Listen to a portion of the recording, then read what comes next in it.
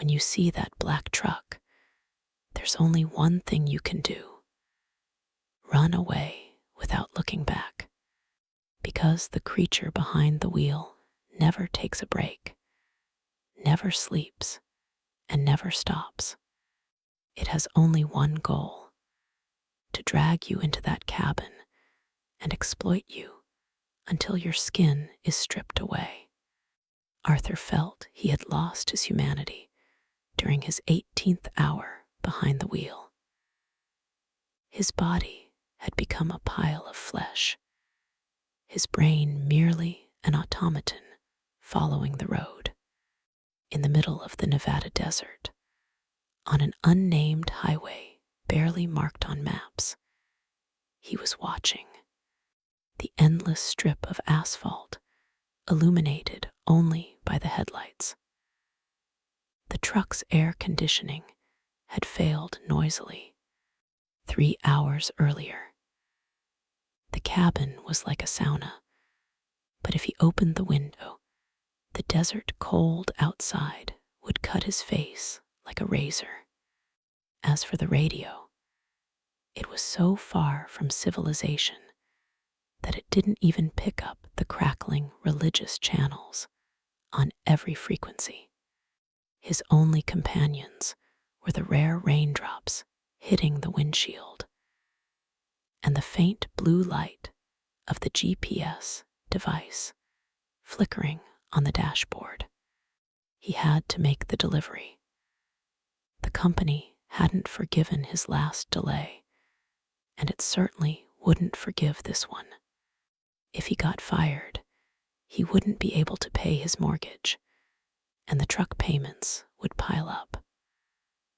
Only 2 hours left, he said to himself. He rubbed his eyes hard. He imagined stopping at the next gas station for a thick, strong filter coffee, maybe splashing cold water on his face. Just then, the GPS device on the dashboard crackled and spoke in its soulless, metallic voice. Turn right in 100 meters. Alternative route found.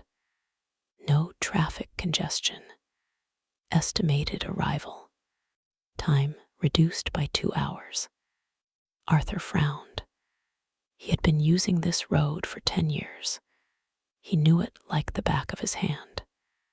In this damn, deserted part of the desert, where there was nothing but thorny bushes, there was no shortcut through this area.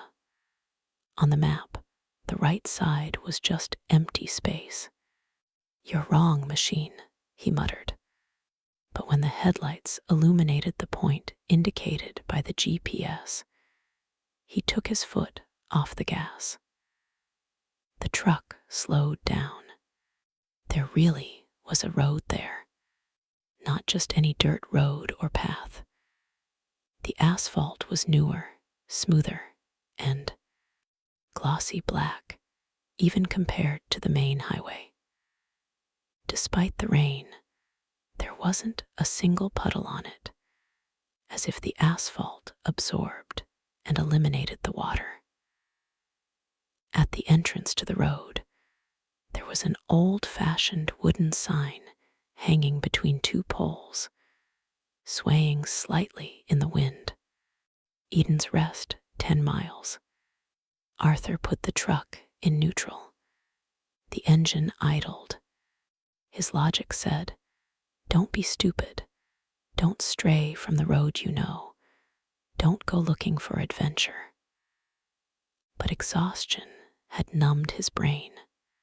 2 hours, said the GPS. That meant 2 hours of sleep.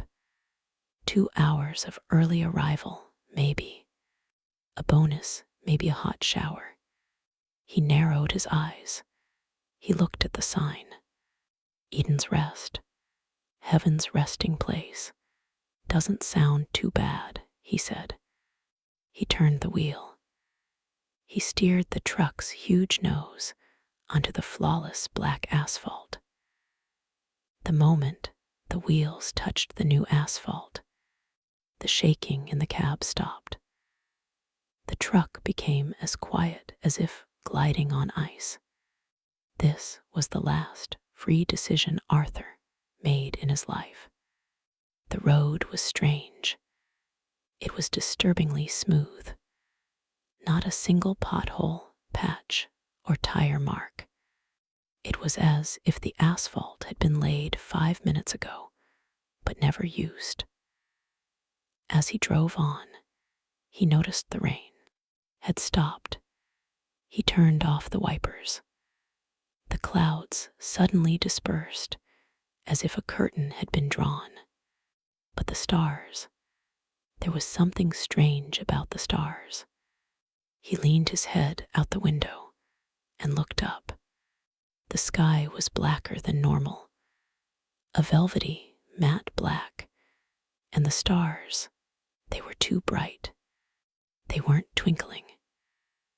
It was as if someone had poked holes in black cardboard and held a powerful flashlight behind it, fixed, dull, and artificial.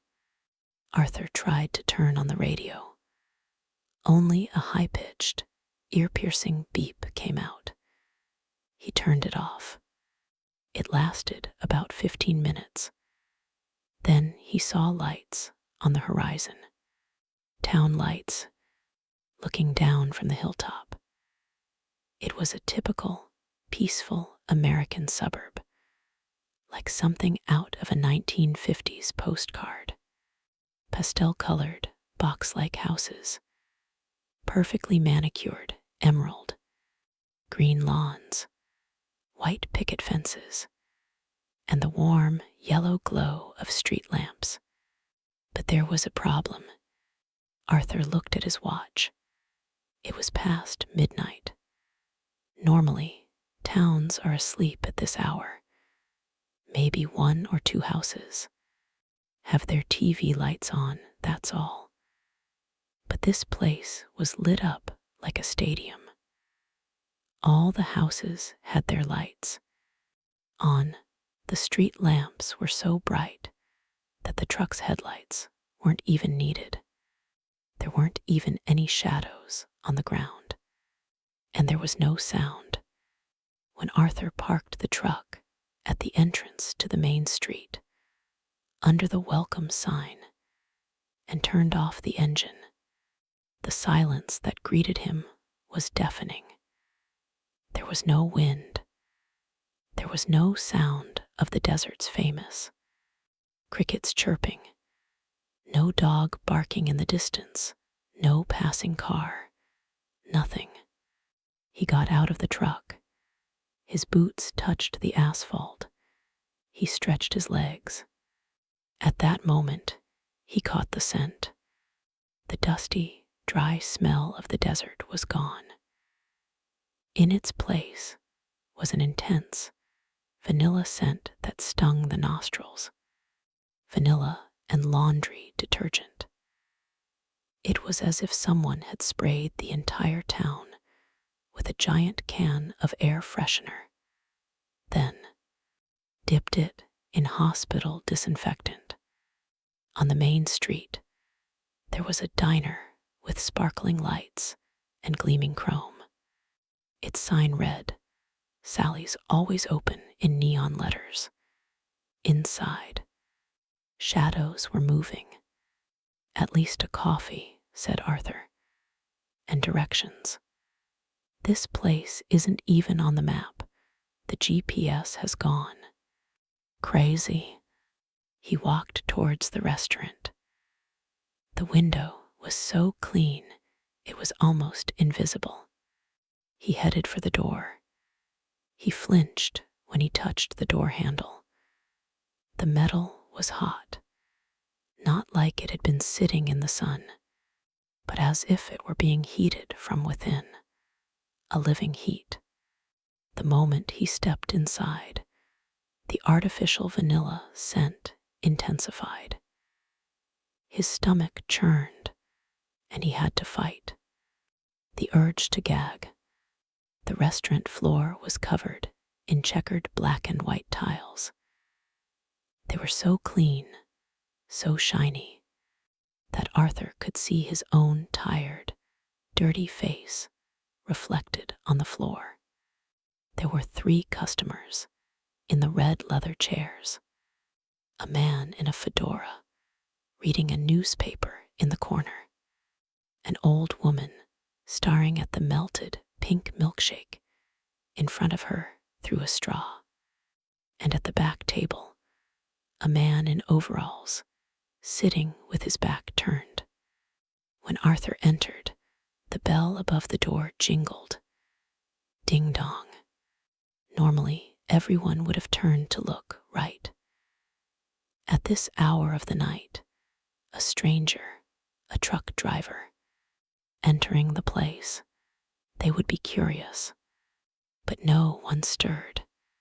The man reading the newspaper didn't turn the page. The old woman didn't bring the straw to her lips.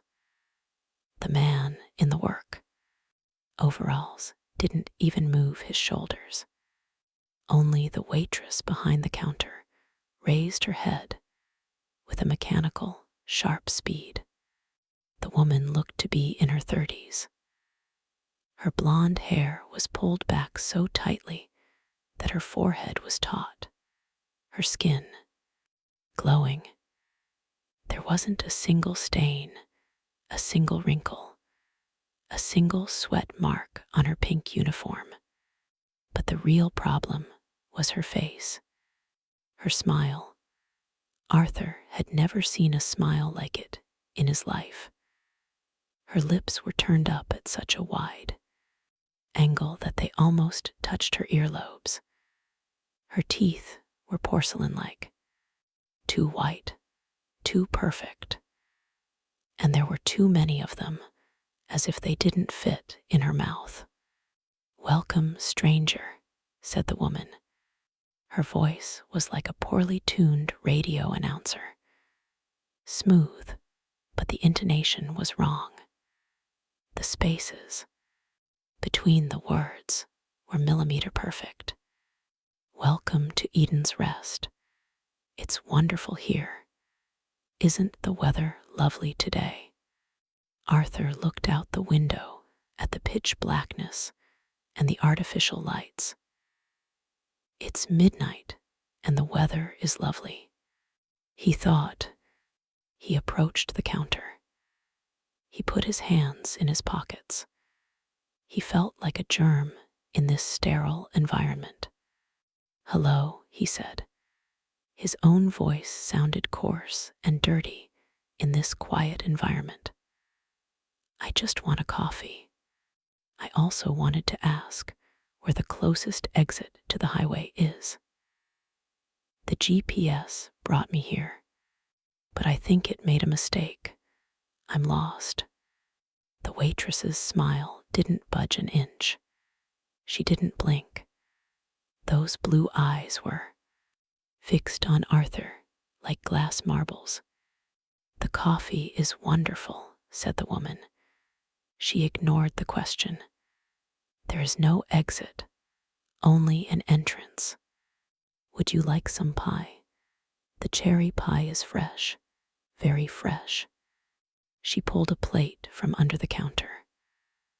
On it was a slice of pie, bright red, glistening like jelly. But it had no smell. The pie looked plastic. Arthur shifted uncomfortably. "Look, ma'am, I don't want pie, just coffee." "And what do you mean by no exit? Can't I go back the way I came? Did they close the road?" The woman laughed, but it wasn't a laugh. Her mouth opened, her shoulders shook, but the sound that came out of her throat was ha ha ha, a staccato, pre-recorded flat sound, a toy doll's laugh. "Joker," said the woman. Then she stopped abruptly. Her smile was still there, but the glassy look in her eyes froze. Her voice dropped an octave, becoming raspy. Everyone who comes here wants to stay, Arthur. Why would you want to leave? It's dangerous outside. It's dark outside. Here, the lights are always on. We're always happy here. Arthur felt the hairs on the back of his neck stand on end. He hadn't said his name. There was no name tag on his uniform. His wallet was in his pocket. "My name," he said, his voice trembling. "How do you know my name?" The woman didn't answer. She just pointed with her finger at the man in the fedora behind Arthur. Arthur slowly turned around. He walked towards the man reading the newspaper. Maybe he's normal, maybe.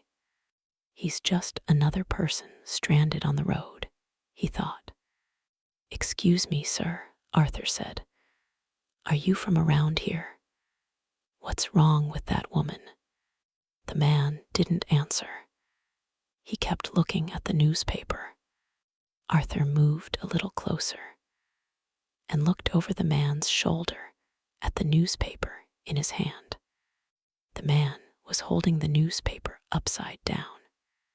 And worse, the text on the newspaper wasn't writing. There were no headlines, no photos, nothing. On the paper were only meaningless, jumbled lines, spirals and circles made with black ink, like a child scribbles. But the man was looking at these meaningless lines with great attention, as if he were reading the most important news in the world. His pupils were trembling. A drop of sweat trickled down his forehead, but didn't fall. It froze on his cheek. Arthur took a step back toward the door. I'll pass on the coffee. I should go. I came to the wrong place." The waitress leaned forward slightly over the counter. Her movement was so fluid, as if she had no spine, stretching like a snake. "The night ritual hasn't started yet, Arthur," she said. "You should see your truck. They loved your truck." Arthur pushed the door open and threw himself outside. He burst into the artificially vanilla-scented night. "I'm getting the hell out of here," he said. He started running toward his truck. He clutched the key tightly in his hand. But he stopped. The truck was surrounded. People, the townspeople, dozens of them, silently encircling the truck. They were all dressed the same. The men in gray, baggy, unpressed suits. The women in floral, 50s style, puffy dresses. And all of them were touching the truck. They were caressing the metal. They were touching the tires. But it wasn't a curious touch. They were examining it. Like a butcher examining the meat he would put on his counter. A greedy examination. They were examining it like a butcher inspecting meat for his counter. A greedy inspection. Arthur took a step toward them. "Hey," he shouted, "stay away from my vehicle." "What are you doing?" The closest man, the one in the gray suit, turned his head toward Arthur. But his body didn't turn. Only his head turned. Like an owl, his neck turned 180 degrees, an impossible angle. There was a crackling sound, the sound of bones breaking. But there was no pain on the man's face. There was that wide, blank smile. He had no pupils. His eyes were completely white, like egg. "White, can I help you, neighbor?" the man asked.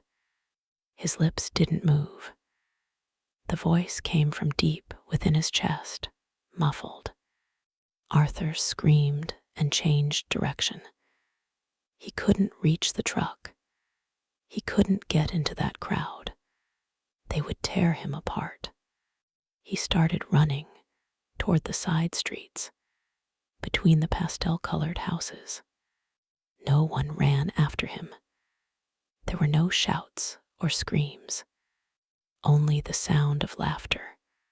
Hundreds of people laughing in unison, synchronized. Only the sound of hundreds of people laughing in unison, in perfect synchronization, could be heard. Ha ha ha ha. This sound echoed from everywhere at once, as if it were coming not from people's throats, but from speakers hidden throughout the town. Arthur ran until his lungs burned. With every breath, the scent of vanilla filled his lungs. Arthur ran until his lungs burned. With every breath, the smell of vanilla filled his lungs, making him nauseous. Even the laws of physics were wrong in this place. The grass he stepped on was synthetic. It was like plastic carpet, making no rustling sound. The leaves of the trees rustled and swayed even though there was no wind. But upon closer inspection, he realized the sound wasn't coming from the trees, but from tiny black speakers hidden among the branches. The rustling sound was a looped audio recording. Every 3 seconds, the same snap sound repeated itself. Finally, he took refuge in the backyard of a 2-story house that looked a little darker than the others, with the curtains drawn. He jumped over the fence. He tried the back door. It wasn't locked. He went inside and quietly closed the door. He leaned his back against the door and sank to the floor. He tried to steady his breathing. The house was quiet. He went into the kitchen. Again, it was immaculate, like something out of a catalog. There was a bowl of fruit on the counter. Arthur picked up an apple. It was hard, light. He tried to dig his fingernail into it, but it didn't go in. The apple was painted wax. It was decoration. He opened the refrigerator. It was empty inside. There were no shelves. There was no motor. It was just an empty box that looked like a refrigerator on the outside. He turned on the faucet. No water came out. Only the sound of dry air came. He moved through the house. A television was on in the living room. There was only a snowy image on the screen. Black and white dots were dancing, and whispers came from the image. Arthur approached the television. He tried to hear the whispers. Test subject 442 failed. Adaptation process rejected. Destruction protocol being prepared. Tissue rejection observed. Arthur pressed the button to turn off the television. The button didn't work. The button was fake too, just a shape drawn on plastic. He looked behind the television to unplug it, and his blood ran cold. The TV had no plug. The cable didn't go into the wall. The cable had fused with the wall itself. It had melted. The TV and the wall were one piece. This house hadn't been built. It was a mold printed in one piece from a giant 3D printer. A sound came from upstairs. A creak, footsteps. A creak, footsteps. Arthur clutched the knife he had taken from the kitchen, which was also a dull, metal-looking piece of plastic, and headed for the stairs. He knew the knife would be useless, but holding something in his hand gave him confidence. He went upstairs. The bedroom door was ajar. The scene he saw when he entered stretched the limits of his mind. 2 figures lay on the bed, a husband and wife. They were wearing pajamas, the blanket pulled over them, but they weren't sleeping. Their eyes were fixed on the ceiling, wide open. They had no eyelids. They weren't blinking. Their chests weren't rising and falling. They weren't breathing. They had the same blank, fixed smile on their faces. On the ceiling of the room was one of the speakers Arthur had just seen in the tree, and a regular sound was coming from the speaker. Hor tu, hor tu. The snoring sound was coming from the ceiling, not from those in bed.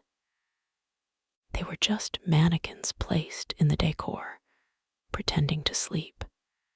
Arthur held his breath and tried to back out.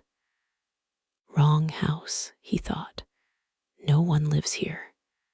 Just then, the man in bed spoke, without turning his head, without moving his lips, without turning his head, without moving his lips, as if speaking from his stomach.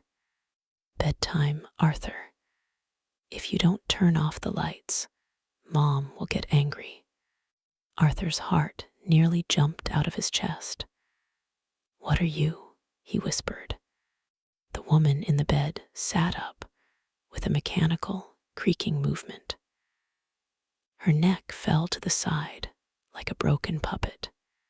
We are a happy family, said the woman. Her voice, it was an exact imitation of Arthur's mother's voice. This frightened Arthur more than anything else. His mother had died of cancer 10 years ago. Hearing this voice destroyed the last shred of courage Arthur had left. Why don't you join us, Arthur? If you take off your skin, you'll be more comfortable. Why don't you join us, Arthur? You'll be more comfortable if you take off your skin. I can see it's too tight. For you, you're sweating. You're itching. There's a real smile underneath, trying to get out. The woman brought her hand to her face. She ran her long, manicured nails across her cheek, and like opening a zipper, she pulled her skin down. The sound was like tearing wet fabric. Rip. No blood flowed from beneath. No muscle tissue emerged. From beneath came a pure white light, blindingly bright. These beings were not biological. They were pure energy made of light, wearing human skin. They were stars trapped inside costumes. Arthur bolted from the room. He practically tumbled down the stairs. He ran to the door. I have to get out. But there was no door. The door he had entered had turned into a smooth, pure white wall. The doorknob, the frame, everything had vanished. The wall had closed. He ran to the windows. He tore the curtains. The glass was black. He couldn't see outside. The other side of the glass was bricked up. There's no exit, only an entrance, the waitress had said. The house was shrinking. The walls were closing in on him. The smell of vanilla had given way to the smell of burnt wire and ozone. At that moment, a siren pierced the sky from the center of town. It wasn't a police siren. It was an air raid siren, like in old war movies. W-O. The lights in the house suddenly turned red. The sound of creatures in the bed could be heard from upstairs. This time, it wasn't human voices. It was the sound of metal, scraping against metal, a high-pitched, screeching noise. The hunt has begun. Hide and seek is over. The hunt has begun. The wall on the front of the house rose up with a clatter, like a theater curtain, accompanied by the sound of mechanical chains. Arthur suddenly found himself in the middle of the street, completely defenseless. The inside of the house was now part of the street. Hundreds of those things stood in the street, but they were no longer imitating humans. Their limbs had grown longer. Their arms reached down to their knees. Their jaws were open to their chests, and they all glowed with a blinding white light. They were looking at Arthur, and all at once they whispered Arthur's name. Arthur. Arthur began to run for his life. In the streets bathed in red siren lights, his shadow stretched and shortened before him. The mechanical laughter behind him sounded like the howling of a pack of hunters. When Arthur looked back over his shoulder, he saw something terrifying. These creatures weren't running. Their movement defied the laws of physics. They weren't taking steps. Their images flickered, glitched, as if stuck on a frame like a broken videotape. They would pause, then suddenly appear 10 meters ahead. Like a game character with a dropped internet connection, they approached in jerks, but at an impossible speed. The distance decreased every second. Arthur broke away from the main street and threw himself toward a large building. Its sign read, Eden's Rest Elementary School, Building the Future. The building's doors were wide open. He rushed inside. He tried to close the door behind him, but the door handle came off in his hand. The smell here was different. There was no vanilla. There was a sharp smell of ether, iodine, and bleach. It smelled like a hospital morgue. The floor of the corridor was linoleum, and it made a sticky sound with every step. Squish, squish. Children's drawings were hanging on the walls. When Arthur paused to catch his breath, his eye caught a drawing. These weren't the sun, house, and tree drawings that normal children would draw. They were drawn in black pastel crayons. Giant eyes descending from the sky, smashed cars, and long, shadowy figures wearing human skin. Under one drawing, written in shaky handwriting, were the words, "My father's insides are very bright. It hurts my eyes, but now I shine too. It doesn't hurt anymore." A sound came from the double doors at the end of the corridor. A chanting sound, rhythmic. Open the door. Come inside, the old is worn out. Give me the new / your bones will crack. Your flesh will melt / Eden's Rest. Loves you very much. The voices belonged to children, but the timbre was wrong. It sounded like an adult's voice, softened on a computer to sound like a child's. Arthur looked for a place to hide. He entered the teacher's room on the right side of the hallway and quietly closed the door. He crouched under the desk. He pressed his hands over his mouth. The room was dark, but the red siren light outside seeped through the blinds, illuminating the room in patches. The room was dark, but the red siren light outside seeped through the blinds, illuminating the room in patches. From under the desk, he listened to the footsteps in the hallway. Small feet, but there was no sound of shoes. It was the sound of bare flesh hitting linoleum. Thud, thud, thud.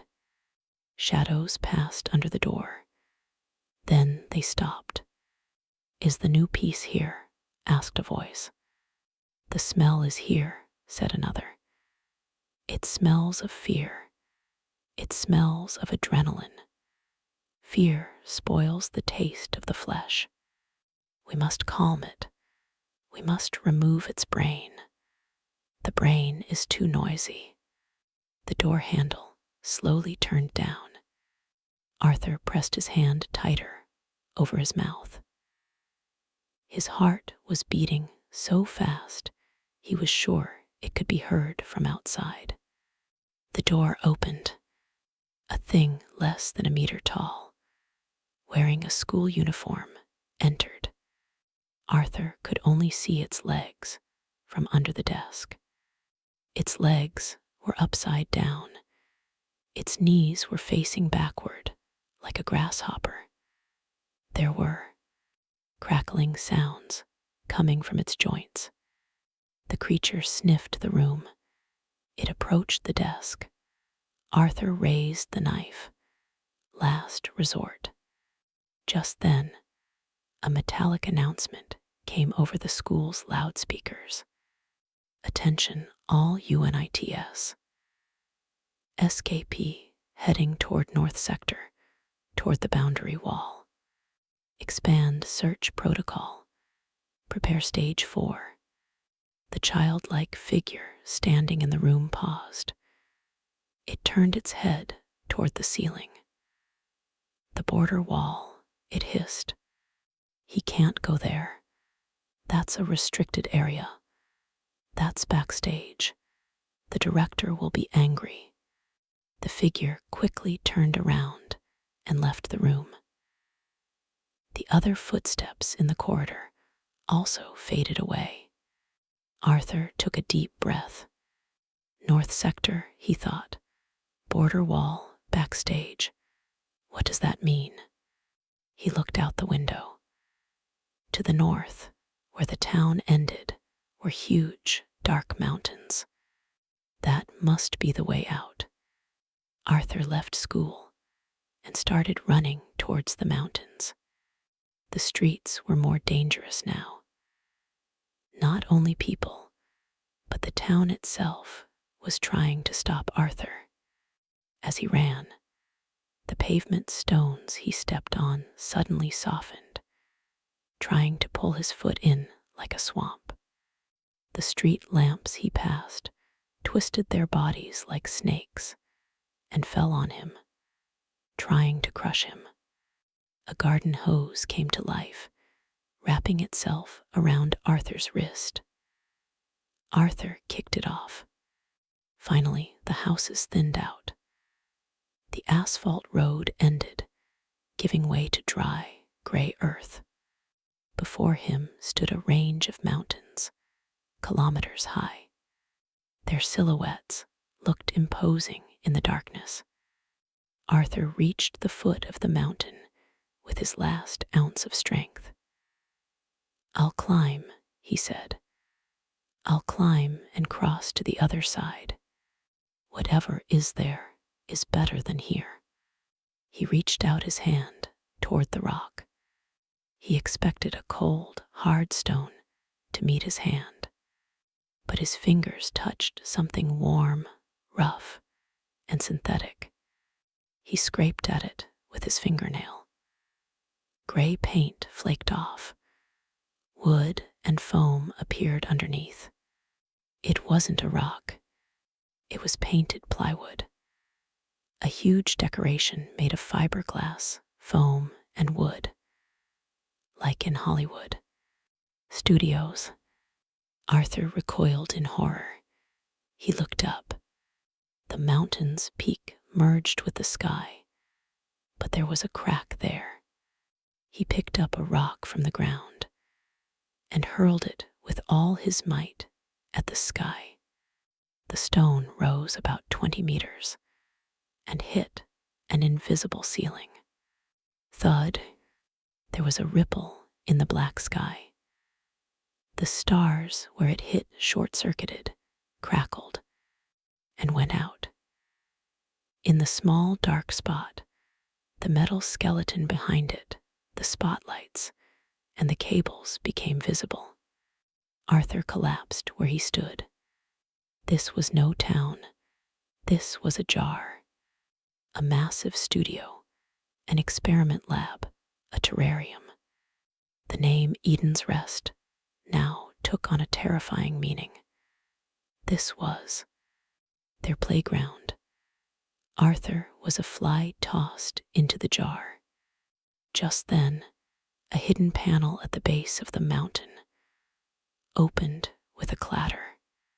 It slid open like a hangar door. From inside, a wind blew, hot, humid, reeking of motor oil and rotten flesh. Nothing like the sterile air of the town. Arthur had no other choice. The flickering army of lights behind him was closing in. He threw himself through the door, into the backstage. The space behind the panel was completely different from the pastel-colored world outside. This was an industrial hell. Giant pipes, thick cables running along the walls, chains hanging from the ceiling, and black, oily liquid dripping everywhere. This was the town's engine room. As Arthur walked over the dimly lit metal grates, he saw a huge pit below. There were hundreds of vehicles in the pit. Trucks, cars, caravans, police cars.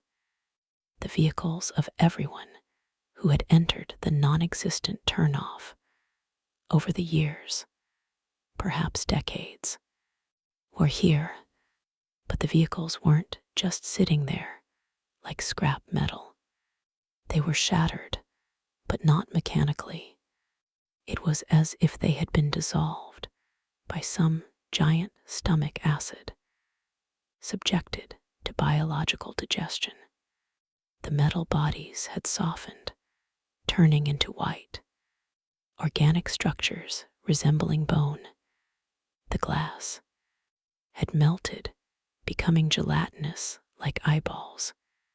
These beings were trying to mimic not only humans, but also machines, to revive them too.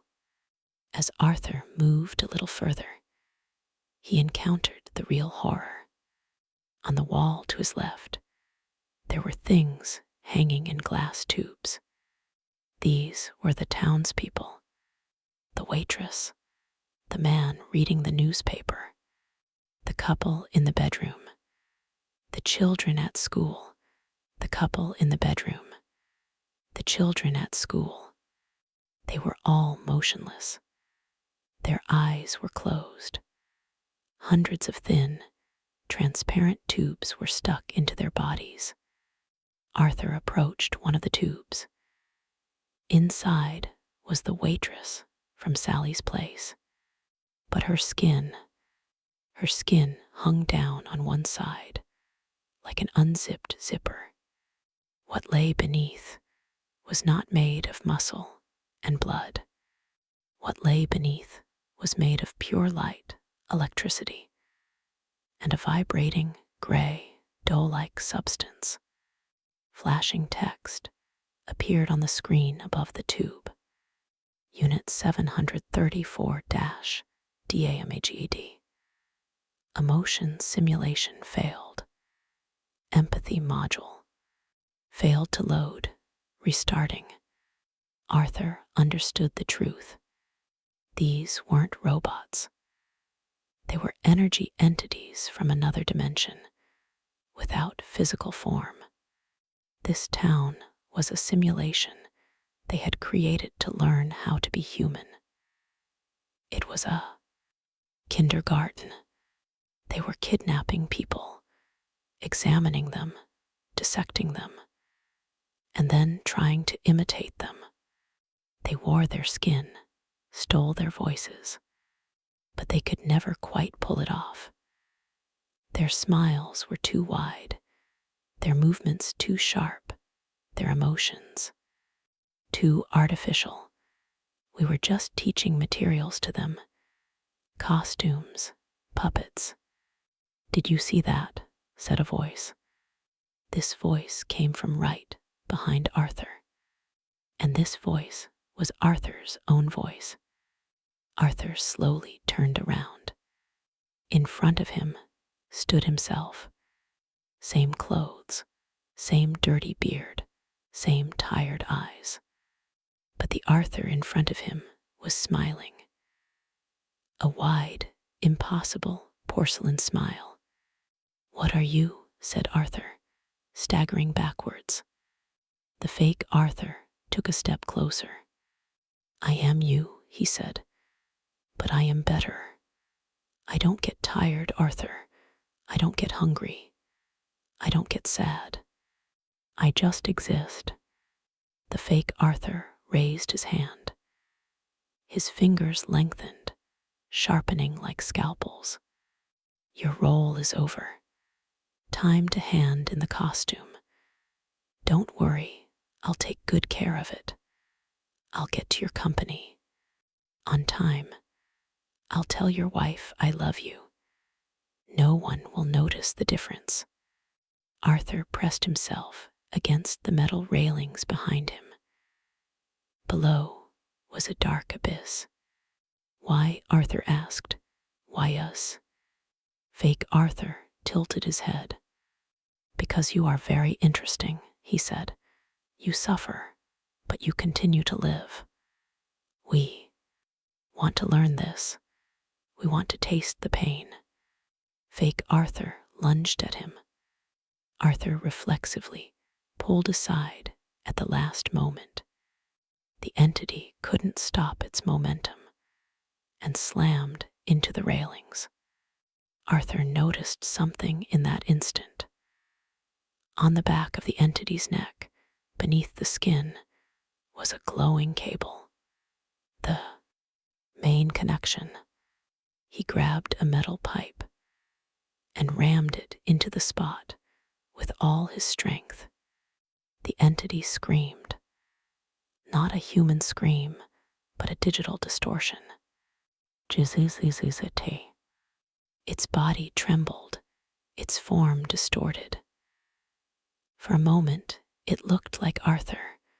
For a moment, like a creature of light. Arthur pushed it.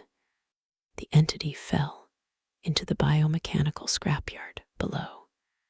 But even as it fell, it was laughing. "We'll be back, Arthur. We're everywhere." Arthur started running. He found the factory's exit door. When he opened it, he found himself in the middle of the desert. The real desert. A cold wind hit his face. The stars were twinkling. A jackal howled in the distance.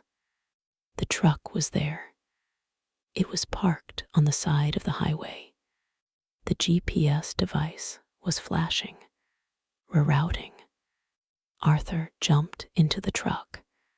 He started the engine. He stepped on the gas and drove away. He didn't look back. When morning came, he stopped at the first gas station. He went into the bathroom. He washed his face. He looked in the mirror. The face was his own. His eyes were tired. "It's over," he said.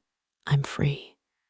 He smiled, but his reflection in the mirror, his reflection didn't smile. His reflection looked at him with a serious expression. And then his reflection winked. Arthur screamed and punched the mirror. The mirror shattered. He cut his hand. Blood flowed. Real blood.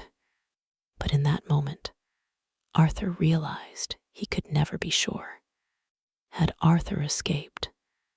Or had the better version taken the truck and continued on his way? Arthur looked at the blood on his hand. And then, involuntarily, his lips curled upward into a wide, white, artificial smile. Arthur never missed a delivery after that day. He never got sick.